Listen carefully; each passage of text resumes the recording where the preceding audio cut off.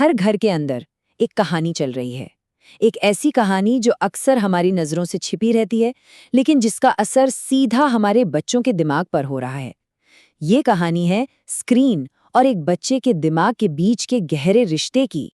तो सवाल ये उठता है कि जब एक बच्चा घंटों तक स्क्रीन से चिपका रहता है, तो उसके दिमाग के अंदर सच में क्या चल रहा होता है? ये वो सवाल है जो हर माता-पिता की सबसे गहरी चिंता से जुड़ा है। इस पूरे रहस्य के पहले सुराग हमें रोजमर्रा की जिंदगी में ही मिलते हैं। ध्यान का भटकना, बेवजह की चिंता और फिर अचानक से इमोशनल आउटबर्स्ट।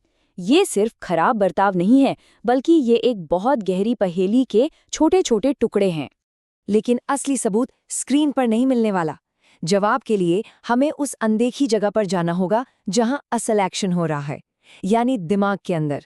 चलिए इस जांच में और गहराई से उतरते हैं। तो चलिए अब इस जांच की तह तक चलते हैं, जहां हम उन वैज्ञानिक सबूतों को देखेंगे जो हमें एक विकसित हो रहे दिमाग के अंदर ले जाते हैं। वैज्ञानिक इस घटना को एक नाम दे रहे हैं, डिजिटल डिमेंशिया। ये एक ऐसी हालत है जिसमें डिजिटल डिवाइसेस के बहुत ज्यादा इस्तेमाल से ध्यान और याददाश्त जैसी जो दिमागी क्षमताएं हैं वो कमजोर पड़ने लगती हैं। और सबूत लगातार सामने आ रहे हैं। एक बड़े अध्ययन की ये हेडलाइन देखिए। इसका सीधा सा मतलब ये है कि जो बच्चे बहुत ज्यादा स्क्रीन यूज करते हैं, उनके दिमाग के वो हिस्से जो ध्यान और याददाश्त के लिए जरूरी हैं, उनमें दिमाग की परत पतली होती हुई देखी गई है। तो ये बदलाव हो कहाँ रहे हैं? एमआरआई स्कैन से दिमाग के कुछ खास हिस्सों का पता चला है जहां ये असर दिख रहा है, जैसे कि एंटीरियर सिंगुलेट कॉर्टेक्स जो ध्यान को कंट्रोल करता है, फ्रंटल गाइरस जो प्लानिंग और डिसीजन मेकिंग के लिए जिम्मेदार है, राइट टेम्पोरल पोल, स्ट्रिएटम और रिवॉर्ड सर्किट्स, और यहाँ तक कि वाइट मैटर पाथवे जो दिमाग के अलग अलग हिस्सों को आपस में जोड़ते हैं। ठीक है, तो हमें ये तो पता चल गया कि क्या हो रहा है, लेकिन अब सवाल ये है कि ये सब कैसे हो रहा है, असली वजह क्या है और ये काम कैसे करती है। यहाँ हमें दो बिल्कुल अलग अलग रास्ते दिखाई देते हैं। एक है स्वस्थ दिमाग के विकास का रास्ता, जहाँ असल दुनिया के तजुर्बे दिमाग के कनेक्शंस को मजबूत बनाते हैं, और दूसरा रास्ता है स्क्रीन से लगातार मिल रही उत्तेजना का, जो इन्हीं कनेक्शंस को धीरे धीरे कमजोर करता है और दिमाग के रिवॉर्ड सिस्टम को हाईजैक कर लेता है, मतलब उसे तुरंत मिलने वाली खुशी का आदी बना देता है। तो इसके काम करने का तरीका 3 हिस्सों में बटा है। पहला, सेंसरी ओवरलोड, यानी लगातार डिजिटल उत्तेजनाएं दिमाग के रास्तों को कमजोर करती हैं। दूसरा, मेलेटोनिन का सप्रेशन, स्क्रीन से निकलने वाली नीली रोशनी नींद के लिए जरूरी हार्मोन को दबा देती है, जिससे दिमाग को आराम ही नहीं मिल पाता। और तीसरा, रिवॉर्ड हाईजैकिंग, मतलब तेजी से बदलता कंटेंट खुद पर काबू रखने की क्षमता को विकसित ही नहीं होने देता। तो बहुत ज्यादा का क्या मतलब है? खैर, अमेरिकन अकादमी ऑफ पीडियाट्रिक्स के मुताबिक बच्चों के सही विकास के लिए दिन में 2 घंटे से ज्यादा स्क्रीन टाइम ठीक नहीं माना जाता है।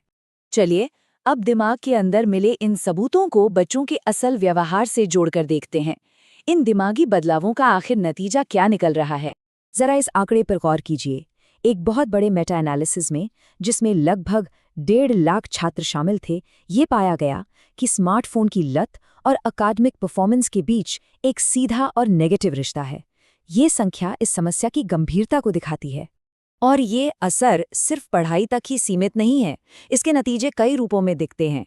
ADHD जैसे लक्षणों का बढ़ना, फोकस और याददाश्त में कमी आना, चिंता और डिप्रेशन की दर बढ़ना, सामाजिक समझ में कमी आना, नींद की क्वालिटी खराब होना, और जैसा कि हमने देखा, पढ़ाई में पिछड़ना।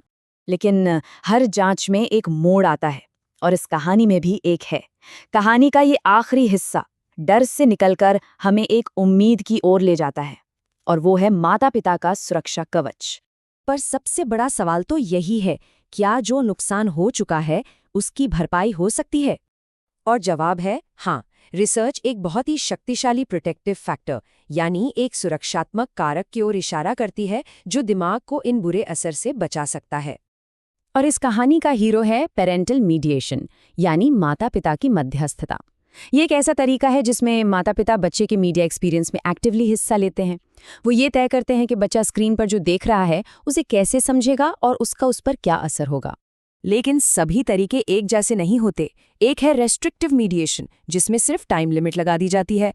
ये कुछ हद तक काम कर सकता है, लेकिन ज्यादा सख्ती से बच्चे छिपकर स्क्रीन इस्तेमाल करने लगते हैं। और दूसरा, जो कहीं ज्यादा शक्तिशाली है, वो है एक्टिव मीडिएशन। इसमें कंटेंट पर बात करना और साथ मिलकर डिवाइस का इस्तेमाल करना शामिल है। ये सीखने की क्षमता, क्रिटिकल थिंकिंग और इमोशनल कंट्रोल को बेहतर बनाता है। तो ये सुरक्षा कवच आखिर काम कैसे करता है?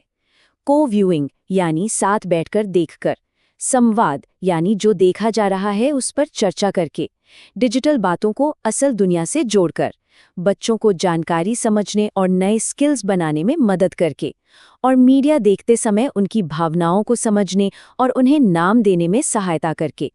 और साइंस भी इसी बात की पुष्टि करता है। ये कोटेशन देखिए, पेरेंटल मीडिएशन के उच्च स्तर ने इलेक्ट्रॉनिक डिवाइस के इस्तेमाल और दिमाग के एग्जीक्यूटिव फंक्शन के बीच के नकारात्मक संबंध को कम कर दिया।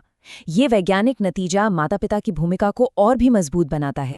तो आखिर में कहानी ये नहीं है कि स्क्रीन कितनी खतरनाक है, बल्कि कहानी इस बात की है कि एक गाइड, एक साथी की शक्ति कितनी ज्यादा है। तो अब सवाल हमारे लिए ये है कि हम स्क्रीन टाइम को बस एक पैसिव आदत से निकालकर एक एक्टिव, साझा अनुभव में कैसे बदल सकते हैं।